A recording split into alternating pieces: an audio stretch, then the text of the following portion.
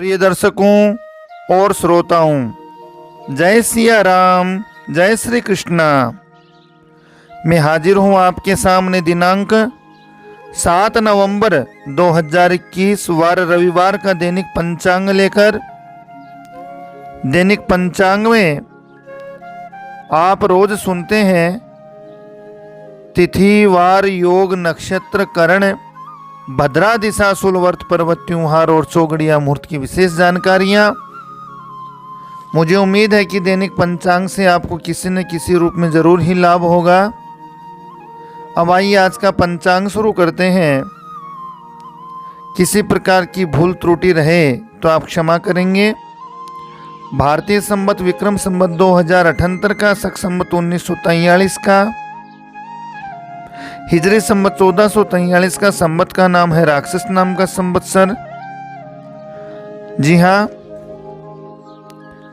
आज सूर्य उदय का जो समय है वह सुबह 6:44 रहेगा। सूर्यास्त का समय सायंकाल 5:36 पर रहेगा। सूर्य भगवान दक्षिणायन में चल रहे हैं। ऋतु इस समय हेमंत ऋतु है। चंद्रमा वृश्चिक राशि में रहेंगे। जिन राशियों को आज चंद्र बल है वे हैं वृषभ राशि, मिथुन राशि, कन्या राशि। वृश्चिक राशि, मकर राशि, कुंभ राशि के जातकों को आज चंद्र बल रहेगा। चंद्रमा शुभ रहेगा। अपने जन्म नाम से या फिर प्रसिद्ध नाम से चंद्रमा देखना चाहिए। भारतीय महीना कार्तिक महीना है। पक्ष शुक्ल पक्ष है। तिथि आज तीज तृतीया है। सायंकाल 4:25 तक बाद में तिथि चतुर्थी प्रारंभ होगी। नक्षत्र आज ज्येष्ठा नक्षत्र है। गंडमूल है, गडांत नक्षत्र है। इसमें जन्मे बालक बालिकाओं की ग्रह शांति अवश्य करवानी चाहिए। योग अतिगंड योग है। करण गर व वणिज नाम का करण आज रहेगा। अब बात करते हैं दिशाशूल की। दिशाशूल आज पश्चिम में है, चंद्रमा उत्तर में है। दिशाशूल चंद्रमा को देखकर ही, इनका विचार करके ही हम विशेष यात्राओं के कार्यक्रम बनाते हैं। धर्मशास्त्र में बताया गया है कि दिशाशूल पीठ पर और बायां श्रेष्ठ है। चंद्रमा सामने और दाहिना श्रेष्ठ है।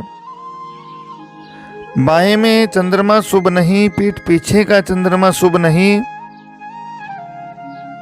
बताया गया है कि दिशाशूल ले जाओ वामे राहु, योगिनी पूट, सन्मुख लेवे चंद्रमा, ल्यावे लक्ष्मी लूट। ये धर्मशास्त्र का वर्णन है। आज भद्रा नहीं है, आज पंचक भी नहीं है। चौगड़िया मुहूर्त की बात करें तो अभिजीत रहेगा दोपहर 11:40 से 12:40 तक। शुभ है, श्रेष्ठ है। राहु काल की बात करें तो सायंकाल 4:30 से 6 बजे तक है। राहु वेला शुभ नहीं है। चौगड़िया में सुबह सूर्योदय से प्रारंभ होगा। उद्योग का चौगड़िया 8:05 तक रहेगा। 8:05 से 12:10 तक चरलाभ अमृत का है। 12:10 से 1:31 तक काल का। 1:31 से दोपहर 2:53 तक शुभ का। 2:53 से सायंकाल 5:36 तक रोग और उद्योग का चौगड़िया रहेगा। रोग उद्योग काल राहु काल का समय शुभ नहीं है। चर लाभ अमृत अभिजीत ये समय शुभ माना गया है। जी हाँ, अब जानते हैं कार्तिक महीने के बचे व्रत पर्व त्योहारों का संक्षेप में वर्णन। कार्तिक महीना परम पावन पवित्र महीना है। भगवान श्री हरि नारायण को अति प्रिय है। इस मास में भगवान हरि का संकीर्तन, कार्तिक स्नान का बड़ा महात्म्य है। साथ में ही कार्तिक महात्म्य सुने, भगवान की कथा श्रवण करें, लीला चरित्र सुनने का बड़ा महात्म्य है। 8 नवंबर सोमवार को दुर्वा गणपति व्रत है, विनायक चतुर्थी। 9 नवंबर मंगलवार को पांडव पंचमी सौभाग्य पंचमी। 10 नवंबर बुधवार को सूर्य षष्ठी डाला छठ। 11 नवंबर गुरुवार को है गोप अष्टमी। इस दिन निश्चित ही अपनी नज़दीक की गौशालाओं में जाकर के गौ माता की पूजा करें, सौभाग्य प्राप्त करें। गोप अष्टमी को गौ माता की पूजा का संकल्प लेकर के निश्चित ही हम जहाँ पर निवास करते हैं, संभव न हो कि हम एक गौ का पालन करें। वर्तमान आवास इस प्रकार से है कि हम कई प्रकार की व्यस्तताएं और जगह की कमी से या फिर शहर नगर की व्यस्ततम दिनचर्याओं में हो सकता है कि हम अपने घर निवास पर एक गौ का पालन न कर पाएं, परंतु संकल्प जरूर लें इस दिन कि गौशाला में हम नित्य अपने कमाए हुए धन में से कुछ प्रतिशत दान निकालने का यह पुनीत कार्य शुरू करें, जिससे हमारा धन इस पुनीत कार्य में लगेगा। निश्चित ही जाने अनजाने में हुए कई प्रकार के पाप कर्म कट जाते हैं गौ सेवा से, और धन यदि पुण्य कर्म में लगता है तो निश्चित ही भगवती महालक्ष्मी प्रसन्न होती है उन भक्तों पर जो गौ माता की सेवा में तत्पर रहते हैं। इतिहास गवाह है कि भगवान के भक्तों ने गौ माता की सेवा करी, वे आज इतिहास पुरुष हैं, महापुरुष हैं। उनका इतिहास स्वर्णिम अक्षरों में लिखा गया, वे आज हमारे आदर्श हैं।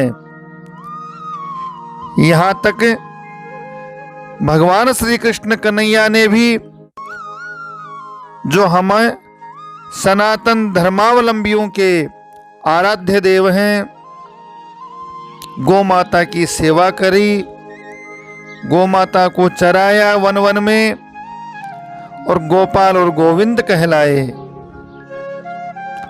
निश्चित ही इस कलयुग में भगवान का नाम संकीर्तन और गौ माता की सेवा, यह पातकी मनुष्य को भी पवित्र बना देता है। ऐसे पुनीत कार्य में जुड़ें और अपने जीवन को, जो दुर्लभ है, इसमें हाथ से सेवा करी जाए, कर्म से करी जाए, धन से करी जाए, किसी न किसी रूप में भी हम गौ सेवा से जुड़ जाते हैं प्रत्यक्ष और अप्रत्यक्ष रूप से, तो निश्चित ही लाभ है। गोपाल की कृपा तभी होगी जब हम गौ माता से प्रेम करेंगे, गोपाल गोविंद की प्रिय गौ माता से स्नेह करेंगे।